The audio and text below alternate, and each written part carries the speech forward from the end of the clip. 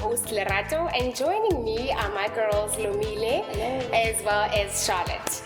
Ladies, today's topic is going to be quite exciting, but not only that, we are going to be a little serious because of the subject, which brings me to that point. Today we are talking about the lifestyle of a working woman. I think we can all agree, ladies, that the modern day woman lives a multifaceted lifestyle. So what I mean by that is that we're running businesses, we are running households, we host stock fails, we organize parties, we're doing so much. And that said, we still have to find time for our girlfriends, we have to find time for families, extended families, and still take care of ourselves in terms of well-being. So, where does one take time and go to gym? There really isn't. Gym is a luxury. It's a luxury, right? What is it? Do you ladies go to gym? I guess the silence says everything. I wish. I think the last time I went was 7 months ago. I'm embarrassed. Oh no, at least. The last time I was there was almost 2 years ago. Oh wow. Really, 2 years ago. I think I'm going to use the excuse that God has afforded me by saying because I'm with child. I haven't gone to gym in a while, but the honest truth is I think I also haven't been in like maybe 3, 4, 5 years even. 5 years? Yes, you know what I mean? I rely on the way our mothers did in the village. They walked. Do you want anywhere? Out of the car even more. Yes. So I'm definitely unfit in terms of the topic being, wellness as in terms of women, and just I just feel that the activities that we have to do, we talk about stockville parties, etc. I feel that keeps a woman mentally fit, or it should, and then all the running around, in terms of kids, etc. So I think for me that compensates for gym. You don't have the kid yet, Charlotte. Generally speaking, but we keep busy. You know what I mean? If you look at working hours and our parents, if they had an 8 to 4:30 job, they would work like most government workers, 4:30, getting 4:30. And they had their tea time and they had their lunch. And if you think of people who are working extra time, the fact that we've got laptops now.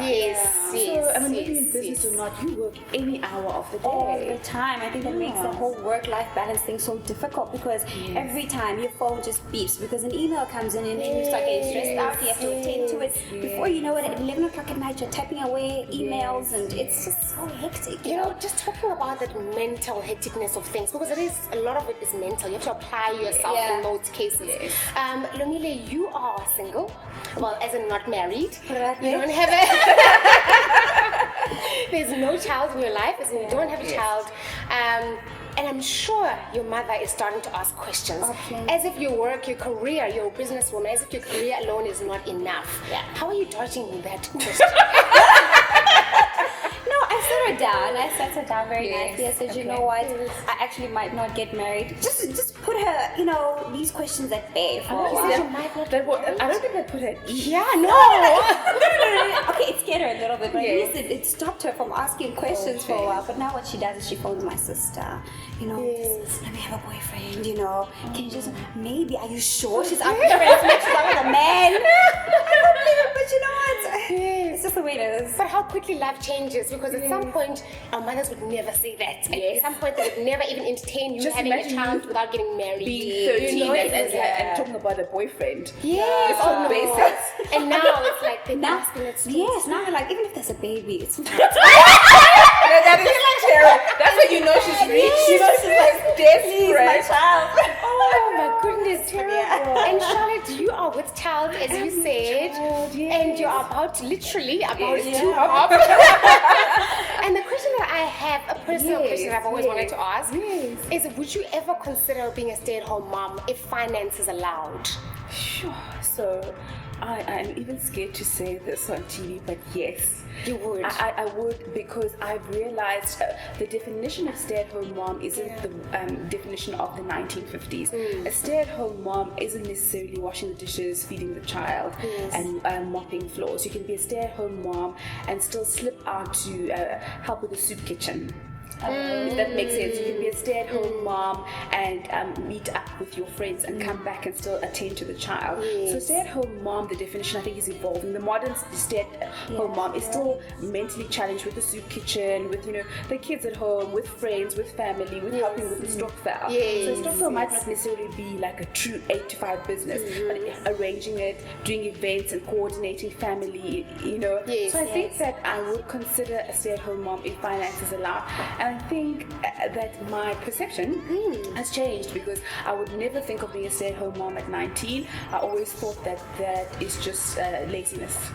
Yes, we did have that career driven. But so I've kind of changed, because in fact I respect stay-at-home moms, because it is not a joke. There is no youth day or Christmas. It's like 365 days, and you can't apply for leave. You can. So I really respect stay-at-home moms. I really do. But going back to that definition of the 1950s stay-at-home mom, I think that 1950s stay-at-home mom didn't have that proper work-life balance, because she mopped the floors, she cooked, she did everything throughout the day. And I think to get a proper balance, you need a sense of enjoyment as well as achievement. So if the entire day you're just slogging away doing the same thing and it doesn't satisfy you, I think that's when you've lost that balance. If you feel like you're working all day, I guess there's some sense of achievement when you see your children flourishing.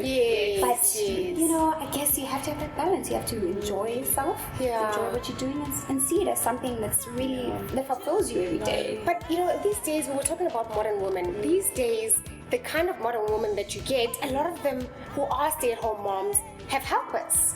Now, don't you think the definition of a stay-at-home mom? I'll stay home all day. Because in most cases, the husband goes and pays for the family, and the wife is at home taking care of the kids, but the kids are at school, and then there's a helper in the house. You do find that. You do a lot. Definitely. But then what are they doing? That's what I want to know. Watching the Kardashians. I don't know. I don't know. I still need some kind of stimulation. Before, the 1950s mom was engaged 8 to 5 because she was doing chores. But if that is taken away from you, then you start. You have these Beverly Hills stay-at-home moms who do gym at 9 and they can do it for 4 hours. That's why they've got hot bodies, because they've got the time. And then from there they go to the nearest coffee shop and they meet up with friends. And so they've got things that keep them busy, but it's very Beverly Hills Hollywood type, because at home things are taken care of. It's old though. I always wonder how they maintain it. I get bored. You know what? When I was on maternity leave, much as I loved the concept of being a mom, a new mom, and I was like, oh my gosh, this child looks to me for guidance, for protection, for everything. But at some point, it felt like I was gonna go crazy. Yes, when you just so accustomed to, which then brings me to this point. When you're just so accustomed to being out there, you're hustling, you're working, you're taking care of your career, you're still making time for friends. You feel lonely. You feel like I'm going 2 years longer than necessary. I want to go out. I couldn't wait to get back into that world and just be out there hustling, be out there meeting friends. I battle with this because I've always said to my business partner that I'm a mom first and a businesswoman after. But I tell you, when those phone calls come at 7 o'clock, when a client calls with a potential business opportunity, shame. Oh my God. I'll deal with you later. I will see you right now. I am focused on this. It is so hard, guys. It's so hard because you want your child to eat. You want the best for your child, education, etc. And the means is that call for business at 7 o'clock in the evening. But don't people take advantage of that? The fact that they can get a hold of you at 7 o'clock, they do. We make ourselves available at 7 o'clock. I know I have a client who calls at 7:30 every evening when he's driving home from gym, clockwork, to go over everything that happened during the day. So I know at 7:30 I'm on the phone for 30 minutes. I want to ask you a question. So let's assume that you're dating a black man. Specifically them, I'm generalizing here. Do you think he's going to tolerate 7:30 another man calling you from gym? From gym? I'm just saying. Interesting. That's why I'm single. Wow. Please hold that thought because I want to take a break. I'm going to come back to that. I can imagine it's even more difficult if, as a woman, you have a really high-powered job, Like a CEO kind of thing. Yes, and then your husband or partner he doesn't quite understand the demands of that job, traveling long hours.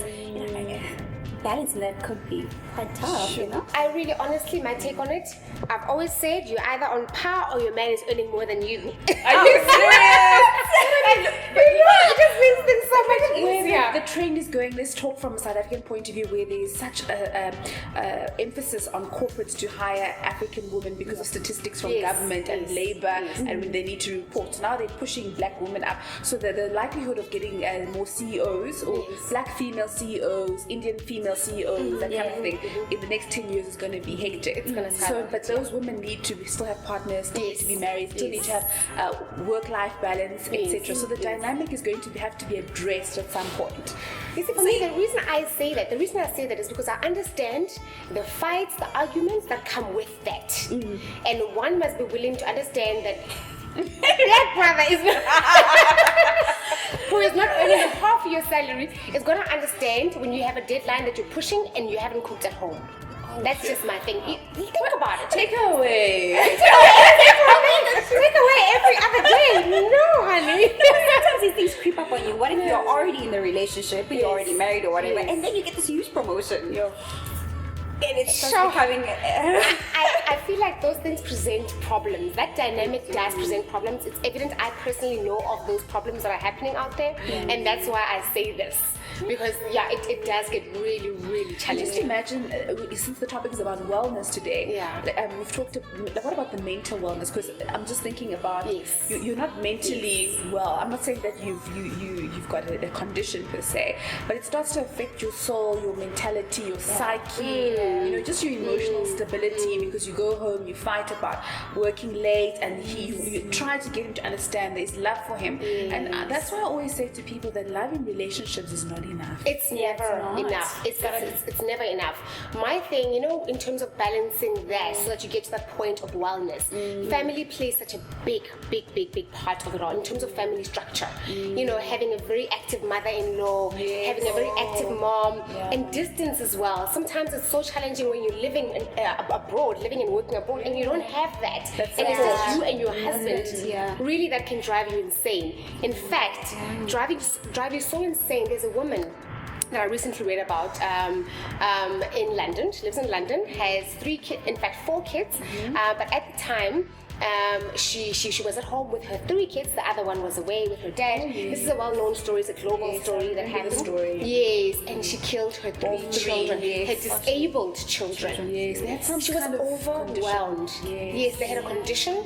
She was overwhelmed with the procedures and the demands that came with that. She was a housewife, but it was not. Being a housewife was just not enough. She needed more. She was abroad. This is that family structure that I was talking about.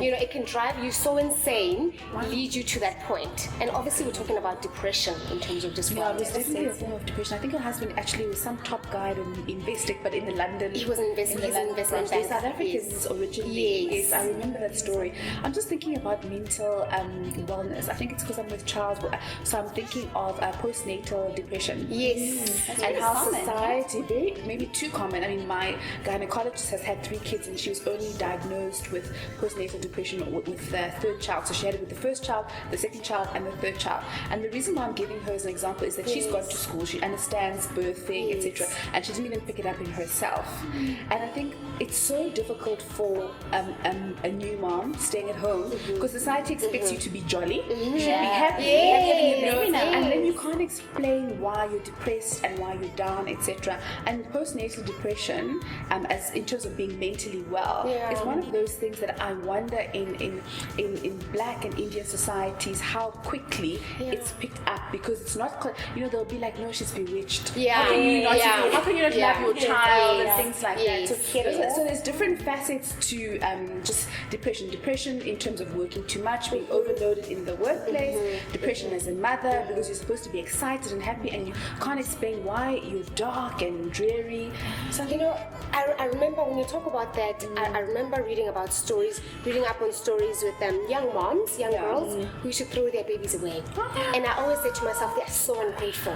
You know, this is just spitting on God's glory. You know, this is just not being appreciative of the gift that you have. Yes. But I had a child.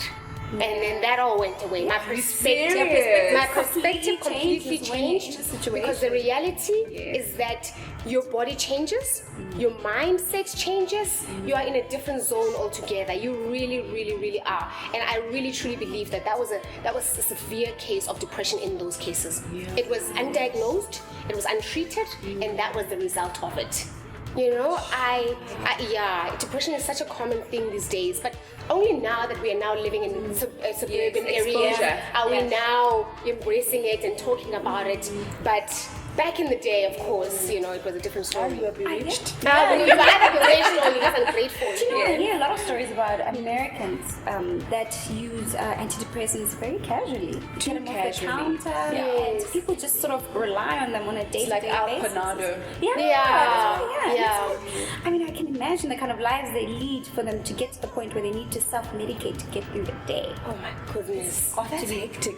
I'm just thinking about America, and it's also because of the story of Caitlyn. Caitlyn, Jenner, etc. I mean, a lot of people have said so many things that she is not mentally well, or and I think to myself, and just in terms of being well, to hide some, let's call it a secret or a part of you, whether we agree or disagree, for 65 years, what the toll that will take on you. So if I move away from Caitlyn a bit and I just say South African society, how many of us are living with, let's call it secrets that I'm gay, and how does that affect my mental wellness, my emotional stability, and just my outlook on life, whether it's gay, lesbianism, being transgender, you know, all of those things. A lot of anxiety, sadness, depression, even to some extent. If you're living with something and you feel like you're alone in something, no one knows, and I'm too ashamed, people will judge me. I can't. It's got to be difficult, you know. You know what?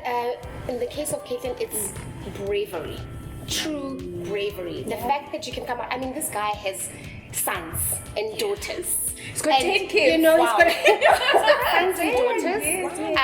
And for him to come out and say, you know what, I don't care what people say. Just like with depression, a lot of people still don't want to admit it, whether they have it or not. They will not come out and say, I have depression or I have anxiety problems. The fact that he came out and he put himself out there, for me, that was bravery personified, literally bravery personified, and for that I applaud him on that basis. However, I am thinking about people like Kris Jenner. You married a man and he's gonna come out and tell you that I've been admiring your dresses. No, not 25 years. Not dresses while she's away. How does she feel? I mean, I actually think about her as well in terms of her well-being, her mental well-being. How is she moving on from that? I remember watching that episode where she cried. I was like, I wanted to cry for her because I could only imagine after 25 years with being with someone so close, where you've shared everything from children to whatever the case is. But apparently, I mean, she had heard of it, but I don't think she had taken it seriously. Like, you know, rumors. And his previous 2 wives knew. In addition, the youngest one, Kendall, and Kylie used to find lipsticks, you know, and they thought that their father was having an affair. Oh my God. So you imagine the toll it took on the kids, because they also had to hide on behalf of their dad, because they didn't want mommy to be in a position where, you know, just and meanwhile it was just that he was hiding his. So he's been applying lipstick for years. He's a pro. Chris, did you feel as though, look, you wasted my time? I mean, you knew exactly all what I'm along talking about. that you were a woman inside, and you married me. Did you really love me? Yes. You know, did you really find me attractive? Oh my goodness. All these years that I've invested, I have birthed your children, I have. But was that all a lie? Yeah. Can you imagine finding that out 25 years later? That woman is strong. Every memory as I go to bed at night, I would question every memory we had together, every 100%. love, every etc. And you know what was sad about it? He did apologize, but I was like, I don't know if That's enough. It's too little. Say, I'm don't- sorry. I'm like, I'm sorry, I'm need a pound of 25 years. flesh or Yeah, we something. need something really, really different. Ladies, I'm gonna cut it here. We are gonna come back to discuss this further. You know, we've spoken about anxiety and depression being some of the symptoms of not having a good balance in your life, you know, mentally. yes. So, I don't know, friend, you went through an experience where you went through some panic attacks. Can you tell us about that? Sure, you know what? It's the demands of life and trying to meet the expectations of society.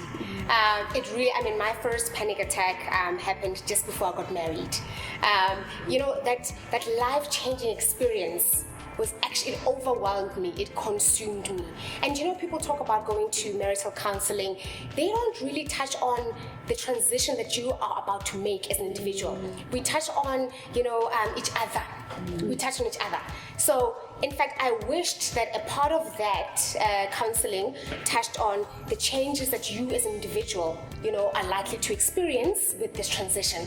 So that kept me up at night. I wondered whether I was going to be a good wife. I wondered whether, my family would be pleased. Am I making the right decision by marrying, And I mean, at the time I was 27, but I kept asking myself, is this the right time? Still, I was asking myself, is this the right time? I knew deep down inside that he was the right man, but there was still that. It was so overwhelming. It was incredibly overwhelming. It sounds like there was a bit of anxiety of meeting expectations. Yes, it was meeting doing expectations. a good job at it. 100%. And only once you are, I had the anxiety attack. I can't say that they are completely treated because my second one happened when I delivered my child. Another life-changing experience, Wow. And again, very overwhelming. Am I going to be a good mother? The expectation of being a good mother. And you realize that, oh my goodness, yes, this is a blessing, this is a beautiful thing that God has given me, but I still wanted to be out there, doing other things with my life, and I was worried that but society will think I'm not a good mother. So it's living up to expectations. It's a mental thing, those voices inside your head. It's just those internal dialogues about, am I going to be a good mother? Am I going to be a good wife? Yes. I don't know, with things like psychotherapy, speaking to someone and helping them, getting them to help you see a different perspective. Yeah. Look at things differently. Could that maybe have helped in some way? It did, because I only started taking them seriously when I had my child. I was like, oh gosh, I can't live like this. I can't wait for another big moment to happen, and then I struggle again. So I did start seeing someone, and it was amazing how that person gave me tools to cope. It doesn't go away completely, but it's just tools to cope with the realities, because when you have anxiety, it's exaggerated thoughts. You over-exaggerate everything. It just goes, you blow it out of proportion. So they give you tools to help you manage them and to rationalize things and to think calmly about things, because you really can go wild. Your mind can go wild. I know personally, I'm a huge fan of me time. I don't care what's happening. If things are falling apart around me, I will go and have a massage. And it does wonders for me, Go and just get my nails done. It does so much for me. And I'll come back and deal with it. Yes. It's not going to fall apart. And if you lose, my business partner and I always say that when we come across those very difficult clients, the ones that make you, your blood boil. Head rises and your blood boils, and you can't think rationally anymore, and they put you in that awkward situation. Some clients just aren't meant for you. And your kind of business. Oh, yes. If that's the way that they're going to behave, yes. And they'll continue that way. Because we subject ourselves to that abuse. We really do. In corporate and in business. And one must be happy in saying, you know what, I choose my clients. Definitely. I deliver value, I will choose my clients. Absolutely right. I was telling my mom the Because it's your very life same at the end of the thing. day. I was telling my mom the very same thing last week. I said to her, you know what, some clients just aren't worth it. Yeah. And I've gone to a stage where if this isn't the right fit from the beginning, then I'll spell out my expectations. If they do not agree with it, then we can just go our separate ways. Respectfully, Yes, that's also part of well-being. That you have to take some really, really bold decisions about your life. Things like, I am not going to fall apart with the crisis. I'm going to remove myself from it, and I'm going to find something a lot more therapeutic, and I will come back. And if it means your boss calls you the entire time that you're having a massage, switch off your phone. Deal with him when you get back. You will deal, because it's your life and your life, and you want You've got life. one, yeah. And you only have one. But you know, that also speaks to the skill of learning how to say no.